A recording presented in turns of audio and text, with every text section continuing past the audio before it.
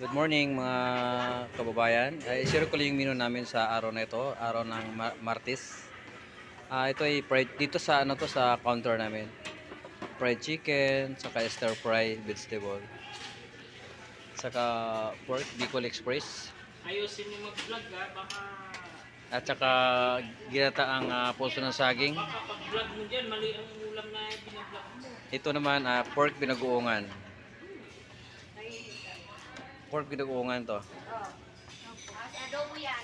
Ito, beef adobo. Ito beef adobong Batangas to, ito isa. Masarap to mga kabayan. Ito ubos to mamaya. Ito naman opo gisado.